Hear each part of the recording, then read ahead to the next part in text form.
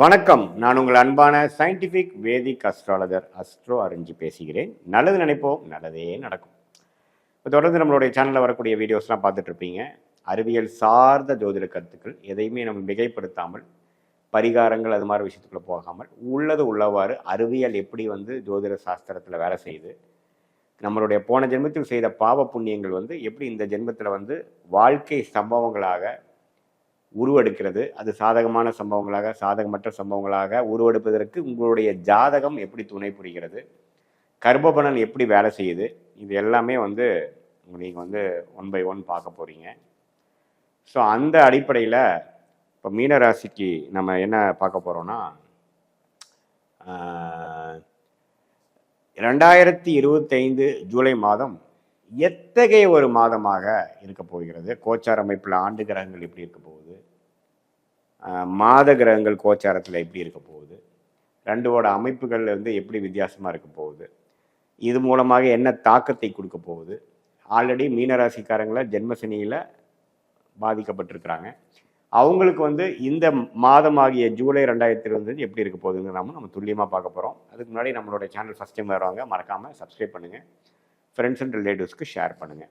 இப்போ பார்த்தீங்கன்னா மீனராசிக்காரர்களுக்கு சனி ராசியிலே இருக்கிறதுனால ஜென்மசனியை கொடுத்து வாழ்க்கை கொஞ்சம் ஸ்ட்ரெஸ்ஸாகவும், கொஞ்சம் ஹார்ட் ஒர்க் அதிகமாக பண்ணக்கூடிய மெனக்கெடுதல், ஒரு இணை பிரியாத ஒரு பயம், முதல்ல இருந்த மாதிரி நார்மல் செல்ஃபாக இல்லாமல் கொஞ்சம் இக்கட்டான ஒரு சூழ்நிலைகள், அதிகமான வேலை செய்வது, மாணவர்களாக இருந்தாலும் சரி, இளம் வயதினராக இருந்தாலும் சரி, முதியோர்களாக இருந்தாலும் சரி, நடுத்தர வயதினாக இருந்தாலும் அவங்கவுங்களுடைய வாழ்க்கையோட ஸ்டேஜுக்கு சம்மந்தப்பட்ட சில முடிவுகள், இல்லை கொஞ்சம் இக்கட்டான முடிவுகள், அவங்க ஒரு பக்கம் யோசிச்சாங்கன்னா, ஒரு பக்கம் வண்டி ஓட்டினாங்கன்னா இன்னொரு பக்கம் வண்டி திரும்புதுங்கிற மாதிரி சில வாழ்க்கையில் சில இடக்க முடக்கான சில விஷயங்கள், போட்ட பிளான் மிஸ் ஆகிறது, ஒரு இணை போன பாஸ்ட் லைஃப்பில் நம்ம செய்ததெல்லாம் சில பிரச்சனை வருமா அப்படின்னு ஒரு பயம், போன வருடங்களில் செய்த தவறுகளுக்கு இப்போ நம்ம தண்டனை அனுபவிக்கிறது, அதனால் கஷ்டப்படுறது, அது மாதிரி மனம் இறுக்கத்தை கொடுக்கக்கூடிய ஒரு அமைப்பு போயிட்டுருக்குதுங்கிறது நமக்கு தெரியும்.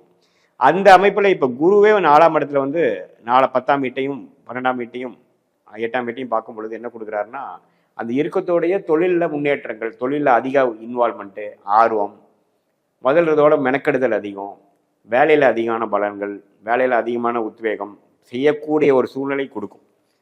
அப்போ தான் நம்ம சர்வே பண்ண முடியும், அப்போ தான் ஜெயிக்க முடியும். அந்த சீரியஸ்னஸ் இப்போ தான் கொடுக்கும். அது வரைக்கும் ஏனோ தானோன்னு வாழ்ந்துட்டு இருந்தவங்களுக்குலாம் பார்த்தீங்கன்னா இப்போ கொஞ்சம் சீரியஸ்னஸ் ஆவாங்க.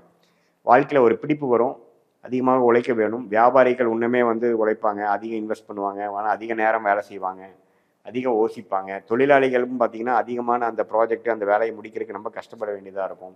மார்க்கெட்டிங் எக்ஸிக்யூட்டிவ்ஸ் ரொம்ப அலைச்சல் அதிகமாக இருக்கும், ரொம்ப காம்படிட்டிவான ஃபீல்டாக இருக்கிற மாதிரி ஆகும். முதல்ல இருந்ததோ காம்படிட்டிவ் அதிகமாகும். ஸோ அப்படி இருக்கிறப்போ ஈவன் மாணவர்களுக்கு பார்த்தீங்கன்னா முதலோட நம்ம இந்த படிக்கிற டென்ஷனு, எக்ஸாம் ஃபியர் அதெல்லாம் கொஞ்சம் அதிகமாக கொடுக்கக்கூடிய அமைப்புகள் கொடுக்குது. அதே சமயத்தில் ராகு கேதுகள் பார்த்தீங்கன்னா 12ஆம் இடத்துல ராகுவும் 6ஆம் இடத்துல கேதுவும் பார்த்தீங்கன்னா ஓரளவுக்கு நல்ல அமைப்புகள். ஸோ அந்த விஷயத்தில் உடல் உபாதைகள்லாம் கொஞ்சம் பிரச்சனை இல்லாமல் ஓரளவுக்கு வாழக்கூடிய அமைப்புகள், கொஞ்சம் வெளி மாநிலம் வெளிநாடு போகக்கூடிய அமைப்புகள், அதில் மெனக்கெட்டுறதல், இம்போர்ட் எக்ஸ்போர்ட் பண்ணுறவங்களுக்குலாம் ஒரு நல்ல வாய்ப்பு, அதெல்லாமே கொடுக்கக்கூடிய அமைப்பு. புதுசாக நம்ம இது வரைக்கும் போகாத ஏரியாவில் போய் அது மூலமாக எதிர்நீச்சல்கள் போட்டு ஜெயிச்சு சில விஷயங்கள் எக்ஸ்பெரிமெண்டேஷனாக பண்ணி அப்புறம்தான் வெற்றி பெறக்கூடிய ஒரு அருமையான ஒரு அமைப்பு வரக்கூடிய அமைப்புக்கு ஜூலை மாதம் ஒரு ஸ்டார்டிங்கான ஒரு மாதமாக இருக்குது. ஸோ ஜூலை மாதம் எல்லாமே ஒரு மாதிரியான ஜென்மசனியோட விஷயத்தில் கொஞ்சம் மெல்ல மெல்ல நீங்கள் ஜென்மசனினா என்ன, அதோட டென்ஷன் என்னங்கிறதெல்லாம் கொஞ்சம் பார்க்க அமைப்பீங்க. அதே சமயத்தில் வேலை தொழில் அதெல்லாமே கொஞ்சம் நல்லா தான் போகும். இன்னும் பதிலோட நம்ம அதிகமாக ஆர்வமாக செய்யக்கூடிய அமைப்பு. சில ஒரு அவயோக திசை நடக்கிறவங்களுக்குலாம் திடீர்னு வேலையில் கொஞ்சம் பிரச்சனை ஆகுறது, சமயத்துக்கு வேலை போகிறது, அப்புறம் எப்படா வேலை கிடைக்கும்னு பார்க்குறது, தொழிலில் திடீர்னு ஒரு செட்பேக் வர்றது, அது மாதிரிலாம் கொஞ்சம் விஷயம் இருக்கும். அப்புறம் ஹஸ்பண்ட் ஒய்ஃப் ரிலேஷன்ஷிப்பில் ஒரு மாதிரியான டென்ஷன் வர்றது, நீங்கள் கம்பெனி நடத்துகிறவங்க எம்ப்ளாயிஸ்குள்ளே கொஞ்சம் பிரச்சனை ஆகுறது, இதெல்லாம் கொஞ்சம் பார்த்து பண்ணணும். நம்ம கோபதாவங்களை தவிர்க்கணுங்கிறது நான் கேட்டுக்கொள்கிறேன்.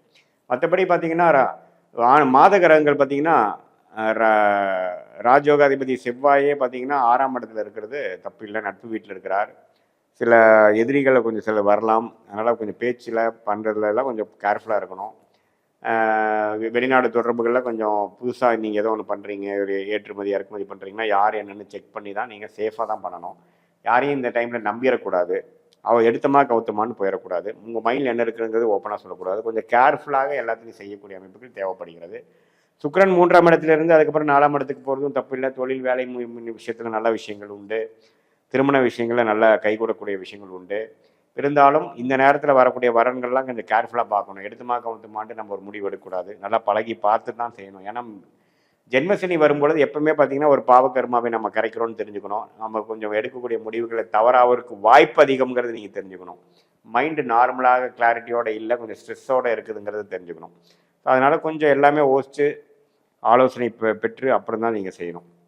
மற்றபடி இம்பார்ட்டன்ட் விஷயங்களை கொஞ்சம் தள்ளி போடுறது தப்பு இல்லை. ஏன்னா எல்லாமே எடுத்துமா கவுத்துமான்னு பண்ணக்கூடிய நேரங்கள் இல்லை இப்போது. தொழில் விஷயங்கள் அப்படி முன்னேறுவதற்கும் கடனை கொஞ்சம் குறைக்கிறதுக்கும் அது மாதிரி முயற்சிகள் நீங்கள் செஞ்சுக்கலாம். மற்றபடி பார்த்தீங்கன்னா சூரியனே பார்த்தீங்கன்னா 4ஆம் இடத்துலேருந்து குருவோட சேர்ந்து இருக்கிறதுல பார்த்தீங்கன்னா சில அரசு விஷயத்தில் சில நீங்கள் கொஞ்சம் எதிர்பார்க்குறீங்க, ஒரு லோன் சில எதிர்பார்க்குறீங்க, அதெல்லாம் கொஞ்சம் டக்குன்னு கிடைக்கும். அது மூலமாக சில பிரச்சனைகள் நீங்கள் சால்வ் பண்ணிக்கலாம். சில கேஷ் ஃப்ளோ ப்ராப்ளத்தை சால்வ் பண்ணிக்கலாம். சில விஷயங்கள் அதாவது பணம் பற்றாக்குறை அது மாதிரி விஷயங்கள் சால்வ் பண்ணிக்கலாம். பட் அது வந்து நம்ம சம்பாதிச்ச பணமாக எடுத்துக்க முடியாது. அது வந்து இப்போதைக்கு ஒரு தற்காலிக சொல்யூஷன் கொடுக்கக்கூடிய அமைப்பு கண்டிப்பாக உண்டு. ஸோ பொதுவாக பார்க்கும் பொழுது இந்த கிரக அமைப்புகள்லாம் வந்து மீனராசிக்காரர்களுக்கு வந்து அடுத்த போகக்கூடிய அந்த 1.5 வருஷம் 2 வருஷம் ஜென்மசனிக்கு ஒரு விஷயமும் கொஞ்சம் அப்படியே கொஞ்சம் லேட்டாக போகிறது, கொஞ்சம் ஹார்டாக போகிறது, கொஞ்சம் டஃப்பாக போகிறது, ஸ்ட்ரெஸ்ஸாக போகிறது உணரக்கூடிய ஒரு அமைப்பு. இன்னுமே முதலோட இன்னும் கொஞ்சம் நல்லா ஒர்க் பண்ணணும், இன்னும் ஹார்ட் ஒர்க் பண்ணணுங்கிற உத்வேகத்தை கொடுக்கக்கூடிய அமைப்பு. பலன் வந்து கொஞ்சம் நீங்கள் எதிர்பார்க்குற பலன் கொஞ்சம் ஸ்லோவாக தான் வரும். இருந்தாலும் நீங்கள் டென்ஷன் ஆகாமல் ஃப்ரஸ்ட்ரேட் ஆகாமல் உறவுகளை பாதுகாத்து கொண்டு உங்களுடைய மனநிலையை வந்து நம்ம நெகட்டிவாக கொண்டு போகாமல் பாசிட்டிவாக வச்சுக்கணும். அதே சமயத்தில் உடல் நல கோளாறுகளும் அப்பப்போ தர தூக்குற அமைப்புகள் உண்டு. அதையும் கொஞ்சம் கேர்ஃபுல்லாக நம்ம பார்த்து அந்த லைஃப் ஸ்டைல் சேஞ்சஸ்லாம் நீங்கள் கொண்டு வந்து அது மாதிரிலாம் பண்ணிட்டீங்கன்னா இந்த ஜென்மசனி தாக்குதலேருந்து இந்த இந்த ஆரம்பக்கட்ட ஒரு ஜென்மசனி காலத்துலேருந்து நீங்கள் ஸ்லோவாக அப்படியே மைண்டை வந்து தன்மைப்படுத்தி பெரிய பாதிப்பு இல்லாமல் நீங்கள் வந்து வந்துடலாங்கிறது என்னோட ஆலோசனை. அதே சமயத்தில் இது வந்து ஒரு பொதுவான பலனை தவிர உங்களுடைய ஜென்ம ஜாதகத்தில் என்ன தசாபூத்திகள் போய் கொண்டு இருக்கிறது, நீங்கள் என்ன லக்னத்தில் பிறந்தீங்க, நல்ல யோகமான தசாபூத்திகள் போகும்பொழுது நான் சொன்ன இந்த சாதகமற்ற பலன்கள் குறைவாகவும், நான் ஒரு மாதிரியான ஒரு சுமாரான தசைகள் போகும்பொழுது நான் சொன்ன இந்த சாதகமற்ற பலன்கள் கொஞ்சம் அதிகமாகவும் இருக்கிற மாதிரி நீங்கள் நினச்சிக்கணும்.